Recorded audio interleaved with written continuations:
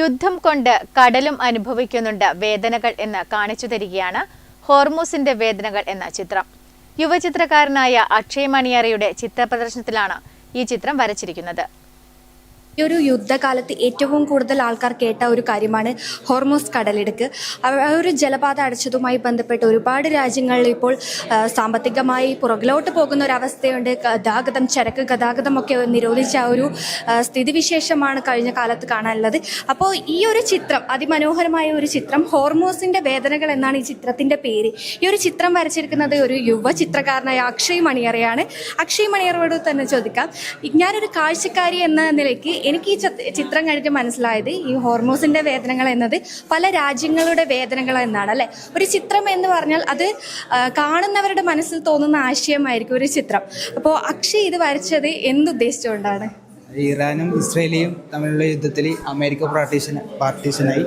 അപ്പം അതിൽ സംബന്ധിച്ച് ഞാൻ വരച്ചതാണ്. അപ്പം യുദ്ധം സംഭവിക്കുമ്പോൾ കടലിൽ യുദ്ധം സംഭവിച്ചപ്പോൾ അതിലത്തെ ജീവജാലങ്ങളും മീനുകളും പക്ഷികളും അപ്പം ബോട്ടിലെ യാത്രക്കാരിലും ഇത് ജീവനൊഴുക്ക് പോകും. അങ്ങനെ ഉദ്ദേശിച്ച് വരച്ചത്.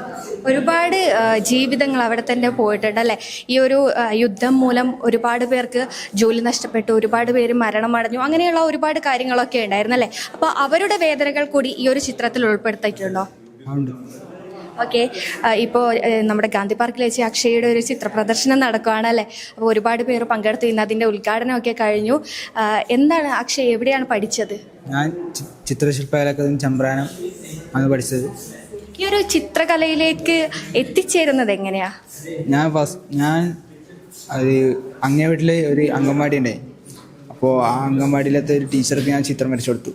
അപ്പോൾ ടീച്ചർക്ക് അത് നല്ലോണം ഇഷ്ടമായി. അപ്പോൾ ആ ടീച്ചർ അങ്ങനെ ഒരു മാഷി അവിടെ ഉണ്ട് പറഞ്ഞിട്ട് അങ്ങോട്ട് ഏൽപ്പിച്ച. നമ്മുടെ യുവചിത്രകാരനാണ് അക്ഷയ്. ഒരുപാട് ചിത്രങ്ങൾ ഇവിടെ പ്രദർശനത്തിനായി വെച്ചിട്ടുണ്ട്.